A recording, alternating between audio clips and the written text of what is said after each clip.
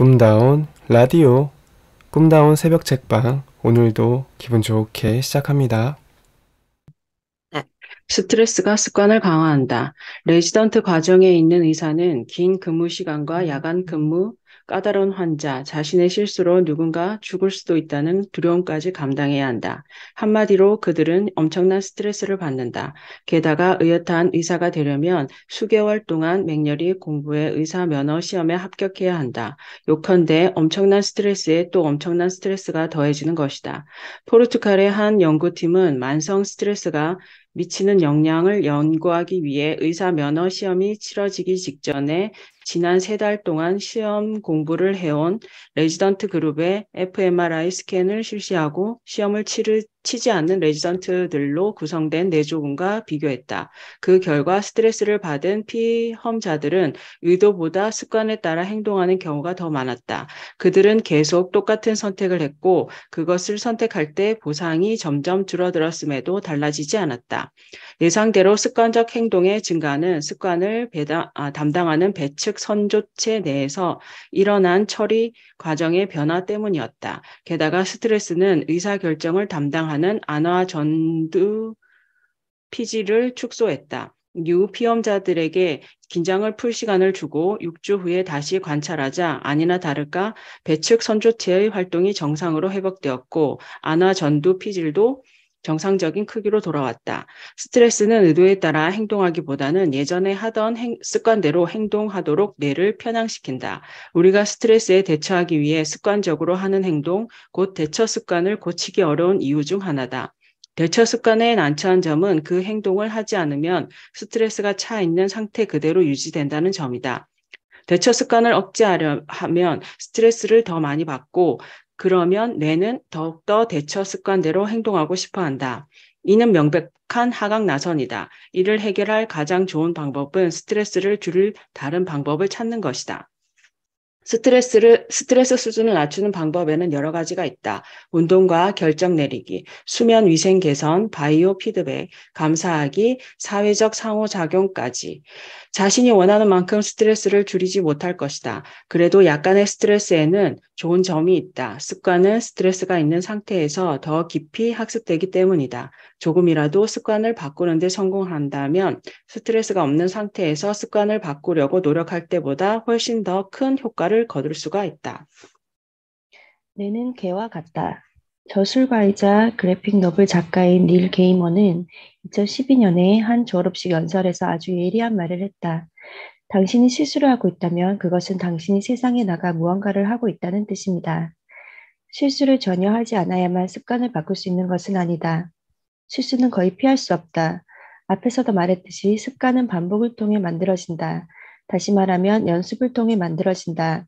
농구 선수 르브론 제임스가 점프슛을 끊임없이 연습하는 것처럼 우리는 끊임없이 습관들을 연습한다.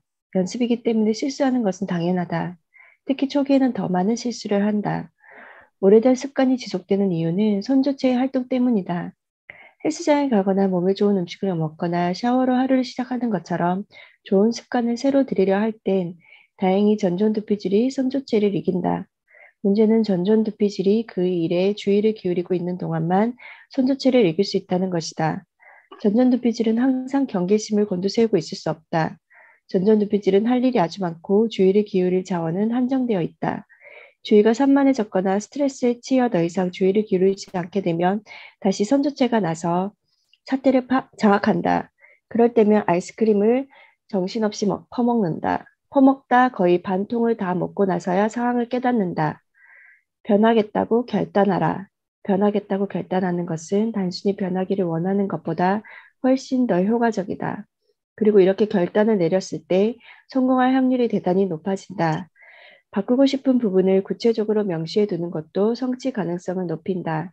예컨대 운동을 더 많이 하기로 결심했다 보다는 화요일과 목요일 출근 전에 헬스장에 가기로 결심했다가 더 효과적이다.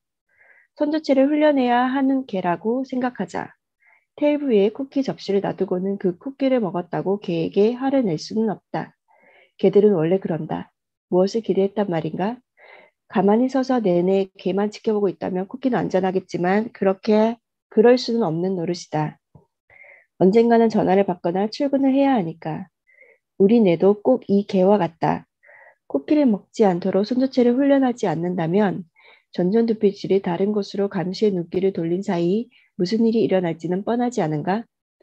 좋은 습관을 만들려다 실수를 하면 우리는 흔히 의지력이 실패라고 말한다. 그러나 좋은 습관을 이어가는 것은 단순히 의지력이 문제가 아니다. 우리가 의지력을 유지할 수 있는 건 전전두피질이 주의를 기울이고 있고 제대로 작동할 만큼 충분한 세로토닌이 있을 때에 한해서다. 이제 달라지겠다고 결심하는 것은 물론 아주 중요한 첫걸음이지만 선조체는 사실 우리가 무엇을 원하는지에 별 관심이 없다. 선조체가 관심을 갖는 것은 반복일 뿐이다.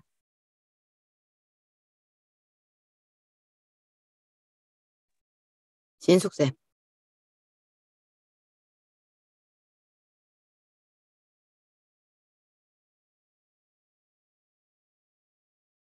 한 번만 쉴게요. 네, 그럼 제가 할게요.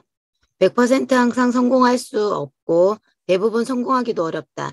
그렇다고 자기 자신에게 화를 내봐야 뇌를 다시 길들이는 과정에는 아무런 도움이 되지 않는다. 오히려 방해만 된다. 이런 좌절감이나 자기 비판은 스트레스의 원천이며 다시 옛 습관을 반복하게 만들 가능성을 키운다. 변화의 열쇠는 우리가 마음먹은 대로 습관을 실행에 옮기지 못했다는 사실을 깨닫는 순간 찾아온다. 그 특별한 순간이 바로 전전두피질이 자신의 존재를 드러내며 우리에게 목표를 상기시키고 다시 시도하라고 말해줄 절호의 기회다.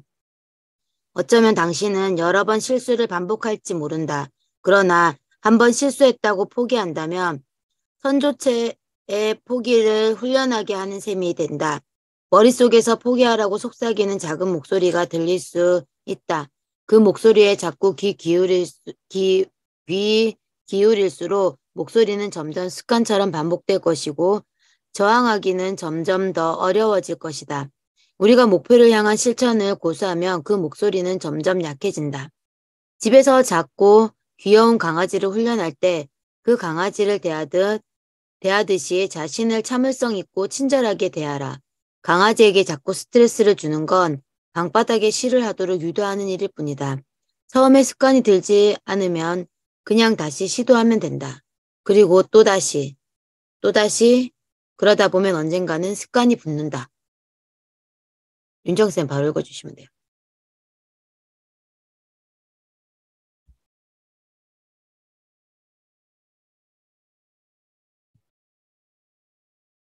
세로토닌이 좋은 습관을 만든다. 지금 당신 앞에 마시멜로가 하나 담긴 접시가 놓여 있다고 상상해보자.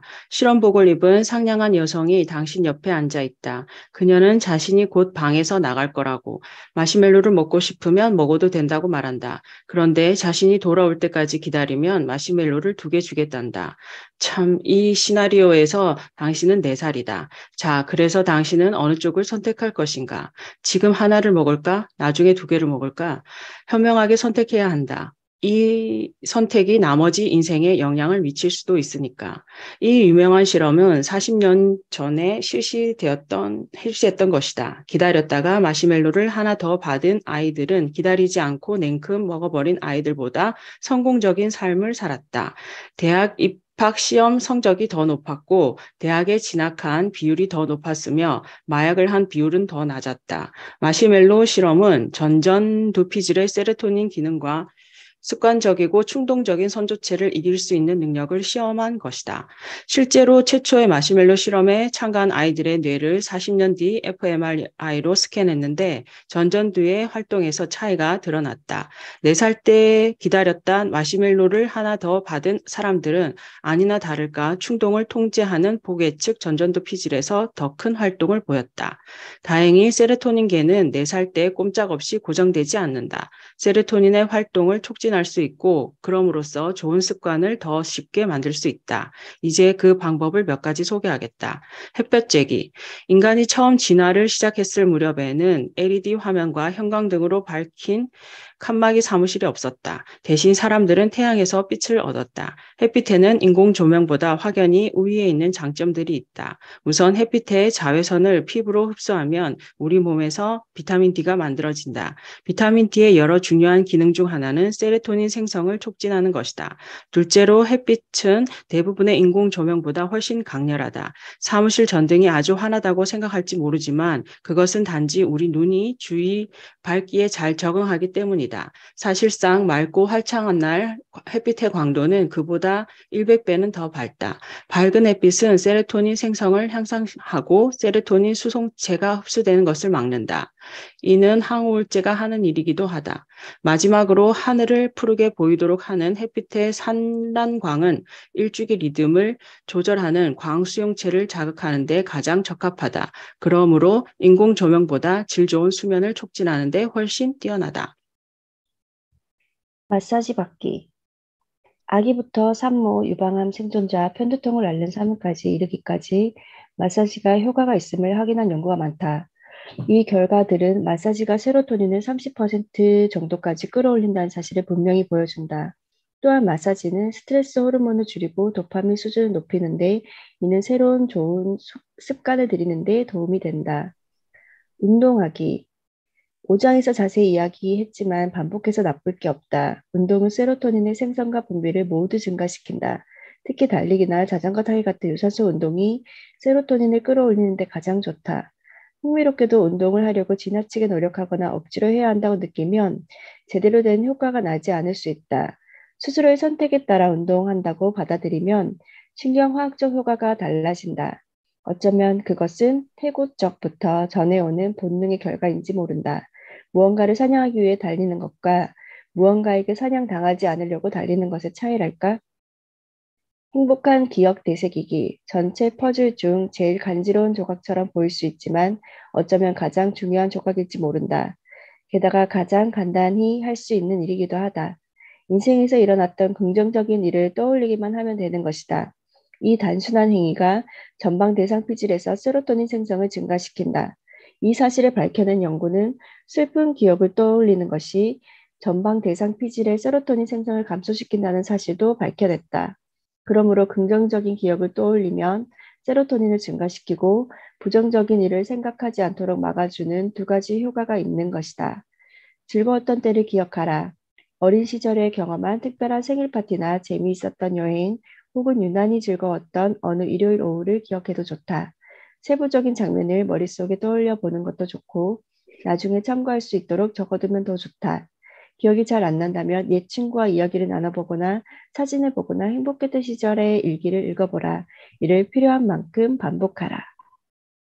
좋은 습관을 들이기 위해 해야 할 일. 우울증 상태에서는 목적 지향적이고 의도적인 행위나 습관이 충동과 균형을 이루지 못한다. 전전두피질이 선조체를 적절하게 통제하지 못하기 때문이다. 좋은 습관을 들이려면 당장 전전두피질부터 활성화해야 한다. 살아야 할 이유에 집중하기. 독일의 철학자 프리드리히 니체는 이렇게 말했다. 살아야 할 이유를 갖고 있는 사람은 살아가는 거의 모든 방식을 견뎌낼 수 있다. 장기 목표가 있으면 그 이유가 생긴다. 자신에게 정말 중요한 무언가를 이루려면 수많은 단기적 충동을 억제해야 한다. 좋은 학점을 받으려면 사교 모임에는 여러 차례 빠져야 하고 자식에게 주의를 기울이는 부모가 되고 싶다면 텔레비전 시청을 줄여야 한다. 이는 충동을 실행할 때 분비되는 도파민을 포기한다는 의미이기도 하다.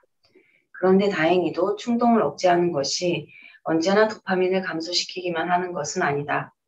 충동을 이겨내면 실제로 기분이 좋아지기 때문이다. 핵심은 장기 목표 추구를 책임지고 있으며 측자에게 도파민 분비를 조절할 수 있는 전전두피질이다.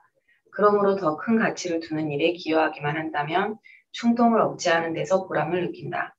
예를 들어 의사가 되는 것이 꿈이라면 영화를 보러 가는 대신 집에서 공부하는 게 더 큰 만족감을 줄 수 있다. 또 자녀의 학자금 마련을 위해 저축하는 경우에는 마음껏 쇼핑하고 싶은 충동을 억누르는 것이 보람을 느끼게 할 수 있다. 어떻게 하면 더 좋은 삶이 될지 생각해보라. 나쁜 습관을 없애면 당신의 삶이 어떻게 개선될까? 한 연구팀은 알코올 중독자에게 술 사진을 보여주며 그런 생각을 해보라고 요청했다. 삶이 어떻게 개선될지에 초점을 맞추자 배 측 선조체와 측 자액에서 활동이 감소했다. 술과 관련된 반복 행동과 충동을 줄임으로써 그들은 음주 습관을 바꾸는 일에 착수했다. 장기 목표가 하나도 없다면 좋은 습관을 들이기가 아주 어렵다. 어떻게 장기 목표를 세워야 할지 모르겠다면 6장을 참조하라. 그리고 충동이 일어날 때마다 의식적으로 자신이 가치를 두는 것과 목표를 상기하려 노력하라. 그러면 전전두피질이 올바른 방식으로 활성화되어 단기적 희생을 보람차게 느낄 수 있다. 자기 감정을 알아차리기. 자기 인식은 마음 챙김의 한 기법으로 전전두피질의 활성화를 도와준다. 이는 단순히 자신의 감정, 그리고 다른 사람과 세상에 대한 자신의 감정적 반응을 의식적으로 알아차리려 노력하는 것이다. 감정을 자각하면 복외측, 전전두피질에서 활동이 증가하고 이는 다시 내측 전전두피질을 통해 전달되어 편도체의 반응성을 낮춘다. 풀어서 이야기하자면 화가 났거나 슬프거나 불안하거나 스트레스를 받았을 때 지금 어떤 감정을 느끼고 있는지 알아차릴 수만 있다면 실제로 기분이 더 나아진다는 말이다. 감정은 통제할 수 없지만 환경은 통제 가능하다. 습관이 일단 선조체에 저장되면 그 후로는 생각 하나, 감정 하나, 환경 속의 요소 하나에 의해 촉발된다. 생각과 감정을 항상 통제할 수는 없지만 환경은 대체로 통제가 가능하다. 사장에서 이야기했듯이 습관에서 빠져나오지 못하는 이유는 흔히 우리가 속한 환경이 지속적으로 그 습관을 촉발하기 때문이다. 그렇다면 그 습관을 촉발하는 구체적인 환경 신호가 무엇인지 밝혀내고 그 신호를 피하거나 바꾸면 된다. 마트에 갈 때마다 쿠키를 잔뜩 사온다면 다음번에는 과자류 진열대 앞을 지나가지 말라. 구체적인 방아쇠가 무엇인지 모르겠다면 자신을 둘러싼 환경 가운데 마음에 들지 않는 것을 아무거나 하나씩 바꿔보라. 거실에 걸린 그림을 바꾼다거나 침실에 페인트를 새로 칠한다거나 가능하면 이사를 하는 것도 괜찮다. 새 직장을 구해보라. 휴가를 가보라. 새로운 취미를 가져보라. 새 옷을 사보라. 이상한 충고 같지만 변형계는 환경의 미묘한 신호를 포착하는 일에 아주 능한 데다 선조체와 밀접하게 연결되어 있기 때문에 아주 작은 변화로 큰 효과를 얻을 수 있다. 물론 어디에 가든 자신의 성향은 그대로 남아있다는 점이 무시할 수 없는 문제이긴 하다. 그러나 자신을 바꾸는 가장 쉬운 방법은 먼저 환경을 바꾸는 것이다. 생산적인 꾸물거림. 체육관에 가고 싶을 수도 있고 마감 기한이 다가오는 프로젝트를 마무리해야 하거나 집에 손봐야 할 일거리가 있을 수도 있다. 그런데 기운이나 동력을 끌어올릴 수 없다. 게다가 미루면 미룰수록 불안감이 커진다.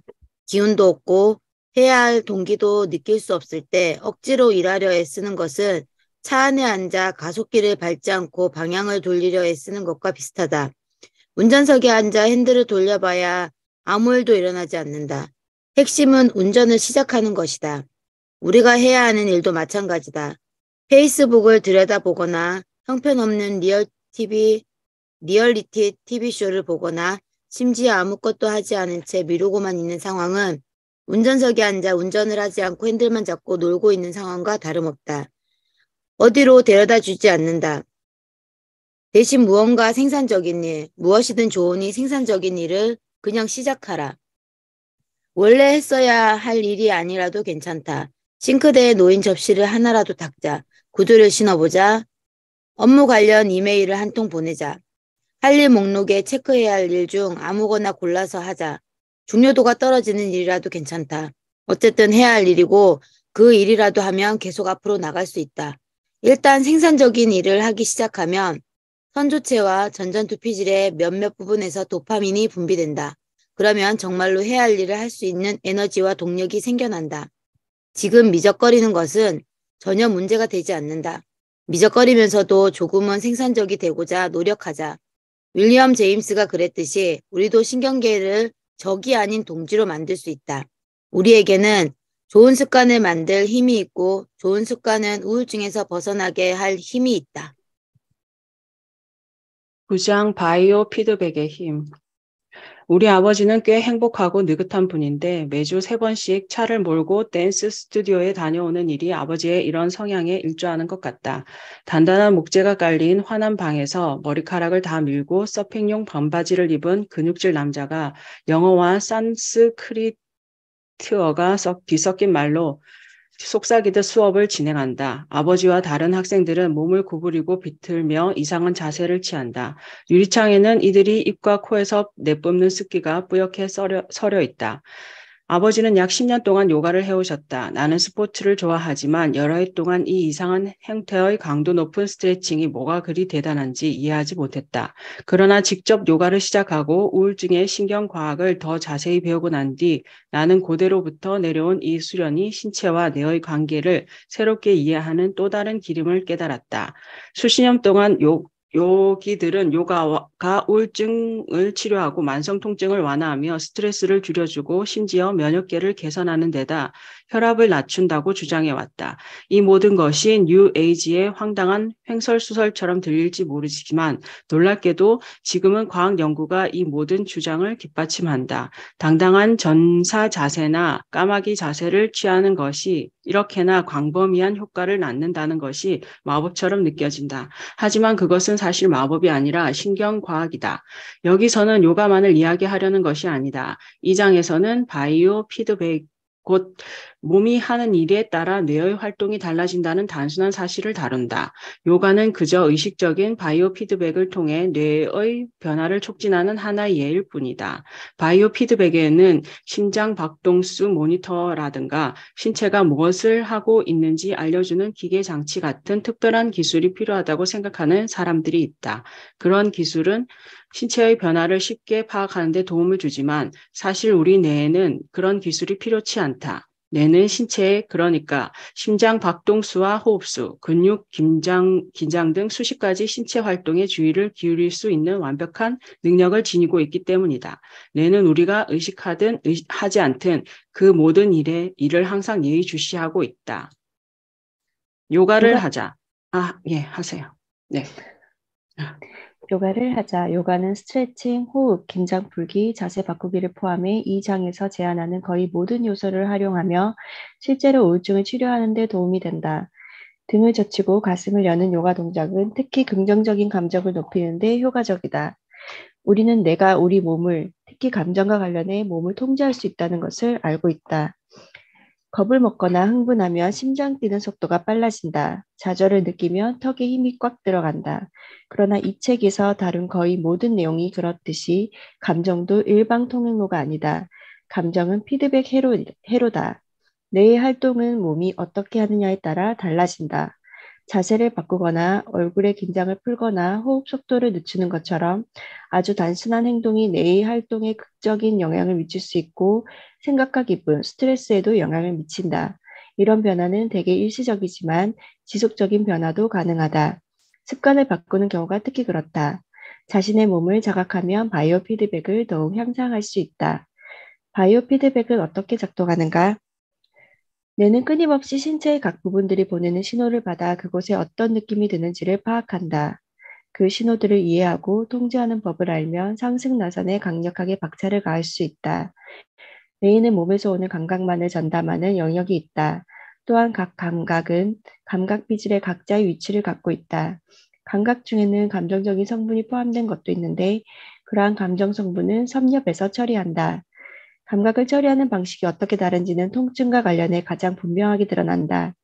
예컨대 부엌 천장문에 머리를 부딪히면 촉각 피질은 그 사실을 감지하고 지금 막 뭔가가 내 머리에 부딪혔구나 라고 생각한다. 반면에 섭렵은 아야야야 아이고 아야 라는 반응으로 처리한다.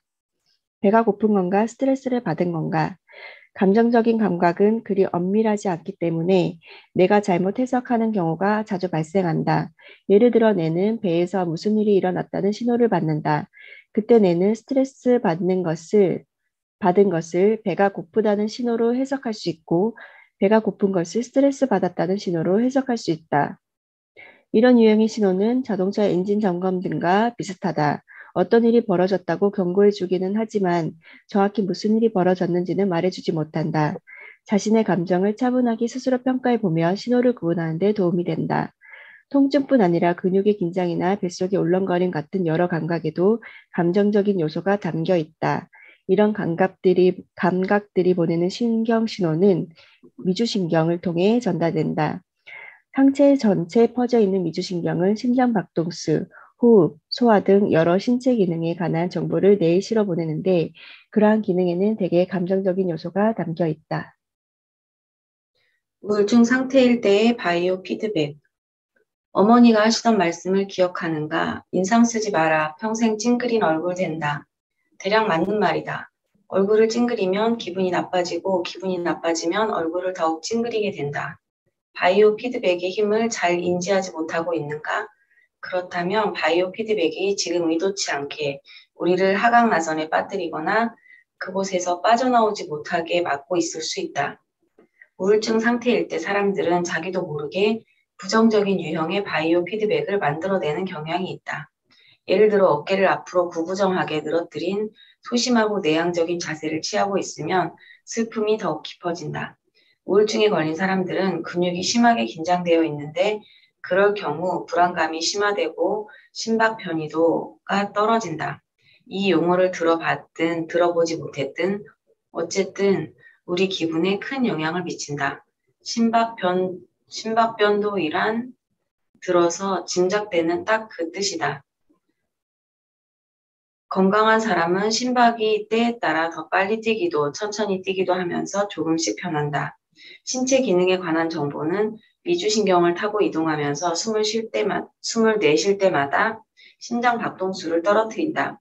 그러나 우울증에 걸린 사람들은 미주신경의 활동이 떨어져 있기 때문에 심장도 그만큼 속도를 잘 바꾸지 못한다. 그들의 심장은 마치 메트로놈처럼 일정하게 뛴다. 실제로 미주신경을 전기로 자극하는 것이 우울증의 한 치료법일 만큼 이는 아주 중요한 사실이다. 안타깝게도 미주신경을 직접 자극하려면 수술을 받아야 하지만 우리가 스스로 행동을 통해 자극하는 방법도 있다. 이제 그 방법들을 이야기해보자. 찬물 뿌리기. 얼굴에 갑자기 찬물을 뿌리면 간접적으로 미주신경이 자극되어 심장 박동수가 느려진다. 압도된 느낌을 받았거나 스트레스를 받았거나 불안하다면 세면기로 가서 두 손 가득 찬물을 받아 얼굴에 뿌려보자. 부정적인 표정, 웅크린 자세, 과도한 근육 긴장, 심박 변이도의 감소는 모두 우울증 상태를 보여주는 징후이다. 그러나 뇌에서 나타나는 다른 많은 양상이 그렇듯이 이들 역시 우울증의 결과이기만 한 것이 아니라 원인의 일부이기도 하다. 음악의 힘을 활용하라. 악기를 연주하든 라디오를 듣든 음악은 심박 변이도를 높여준다. 실제로 음악을 만들면 더 강력한 효과를 얻을 수 있다. 음악에는 해마, 전방 대상 피질, 측좌핵을 포함해 변형계의 대부분이 참여한다. 음악을 즐기고 음악에서 동기를 부여받는 것, 음악이 감정을 조절하는 데 도움을 주는 것도 모두 그 때문이다. 또 음악은 마음을 진정시키고 혈압을 낮추고 스트레스를 줄인다. 그러니 라디오에서 나오는 노래를 따라 부르거나 좋아하는 노래로 재생 목록을 만들어 보자. 더 좋은 건 춤을 추러 가는 것이다. 춤에는 음악과 운동, 사교가 한데 녹아 있어 상승 나선으로 가는 추진력을 3배로 강하게 얻을 수 있다. 그런데 다행히 바이오 피드백은 우리가 바꿀 수 있다. 몸에서 차분해지고 싶다는 신호나 행복하다는 신호를 받으면 뇌는 차분하고 행복하다고 느낄 가능성이 더 커진다. 여기 그 방법이 있다. 바이오 피드백 활용법 1. 미소. 미소는 매우 효과적인 도구다. 대개 사람들은 행복하니까 미소를 짓는다고 생각하지만 반대로 미소를 짓기만 해도 행복해진다. 미소를 지으면 긍정적인 감정이 커진다.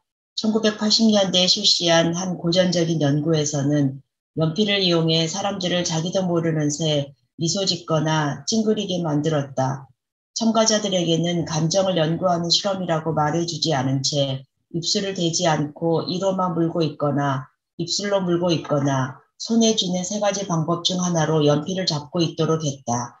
연필을 이로 문 채 입술이 연필에 닿지 않게 입모양이 미소를 지을 때처럼 된다. 입술로 연필을 물고 있으면 미소 짓기가 불가능하고 찡그림과 비슷한 표정을 지을 수밖에 없다.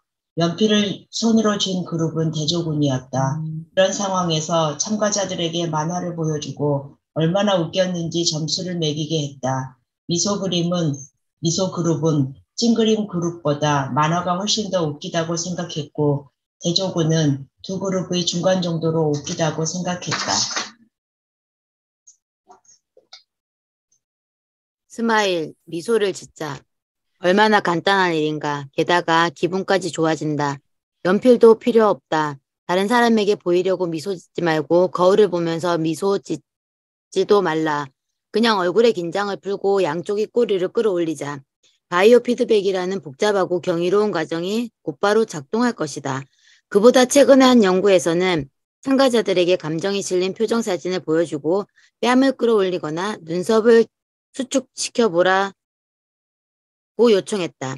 참가자들은 찡그린 채로 사진을 볼 때보다 미소를 지으며 볼 때 사진 속 얼굴을 더 즐거운 표정으로 인식했다. 우리가 미소를 짓고 있을 때는 다른 사람에게서 긍정적인 감정을 감지할 가능성이 크고 이는 자신의 기분에도 큰 영향을 미칠 수 있다. 그뿐 아니라 잠깐 미소를 짓고 만 경우에도 그 효과가 몇 분간 지속되었다. 웃자. 안면 피드백에서 최대 혜택을 얻고 싶다면 웃어라. 웃긴 일이 하나도 없더라도 그냥 입을 벌리고 하하 소리를 내보자. 얘는 진짜 웃음과 가짜 웃음을 잘 구분하지 못하고 가짜 웃음은 종종 진짜 웃음을 유발한다.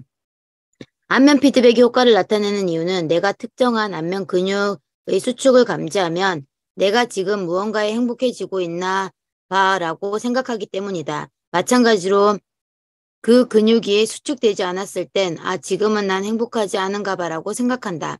현실 세계에서는 직접적인 신경 피드백뿐 아니라 사회적 피드백의 이점도 누릴 수 있다. 미소에는 전염성이 있다. 미소를 지었는데 그다지 행복해진 느낌이 들지 않더라도 주위에 있는 사람들이 함께 미소 지을 가능성이 커지기 때문에 자신의 기분도 따라 좋아질 수 있는 것이다. 마지막으로 에너지를 북돋아 진짜 마음에서 우러나는 미소를 지을 수 있다면 훨씬 더 큰 혜택을 볼 수 있다. 이것은 보기 좋은 사진을 찍는데 아주 좋은 요령이기도 하다. 큰 광대근을 쓰면 입가를 통해 가짜 미소를 지을 수 있지만 눈가 근육을 눈둘레근을 실제로 미소를 지을 때만 수축한다. 사람들이 눈가가 수축되지 않은 사진 속 미소를 가짜 같다고 생각하는 이유는 그 미소가 정말로 가짜이기 때문이다. 감사합니다. 저희 오늘 여기까지 할게요. 수고하셨습니다. 네, 감사합니다. 수고하셨습니다.